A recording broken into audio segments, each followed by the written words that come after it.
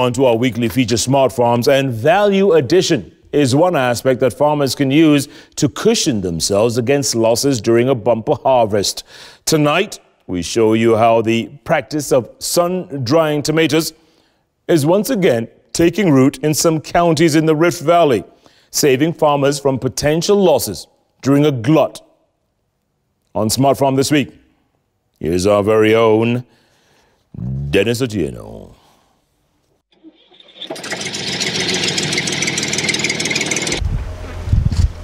Gone are the days when Joseph Kipkebut could spend days worrying about the fate of his tomato produce after harvest. Nataka nishukuru Mungu sana kwa sababu ya hii mbinu mpya ambaye imeweza tokea, ambaye inaitwa sun dry. Hii sun dry ni tuseme saa hii wakati nyanya zimekuwa nyingi sana na inaweza leta shida kwa soko.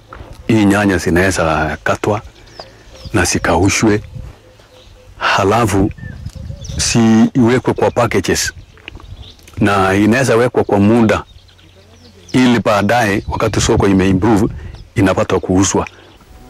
Kipkebut is among the few tomato farmers in the Rift Valley who have resorted to preserving the crop through sun drying.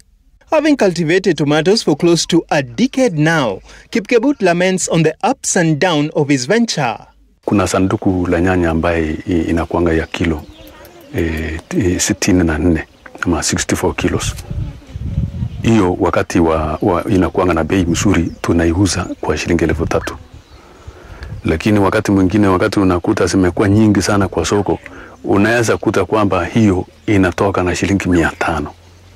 Enrico Nerilli, an Italian investor spearheading the project in Baringo and Elgeyo Marakwet, talks about the significance of sun-drying tomatoes. The needs is, one is to increase the time of preservation. Two, to have a highest price in the market, and preserve also the organoleptic characteristics of the food. I mean, this tomato will be more or less the same characteristics of the fresh one, but not for short time, but for a long time. The process involves drying of tomatoes when they are ripe. It works best when the weather is low in humidity, about 60%, with high temperatures during the day. It begins with washing the tomatoes, then airing them to dry.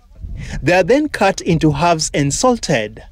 The slices are then placed on racks outdoors in direct sun. The entire process can take up to 2 weeks, depending on the type of tomato, temperature and humidity during drying. During the period, it is important to be wary of insects that might attack the tomatoes as they dry. The drying process has enabled farmers like Kipkebut not only reduce losses, but also boost their annual returns. Kwa hii mpinu mpya ambaye imepatikana ya kuweza kuikausha nyanya na kuhifadhi, basi hata hizo nyanya medium hiyo ndogo ndogo yote zitaweza kutumika kwa sababu pia hizo ni nyanya. From just rough estimates, the conventional tomatoes in this area, they fetch up to 650,000 net, minus expenses, 650,000 per hectare. And these sun-dried tomatoes, after going through the simple value addition, they can fetch up to 1 million shillings from the same area. Dennis Otieno, Smart Farm.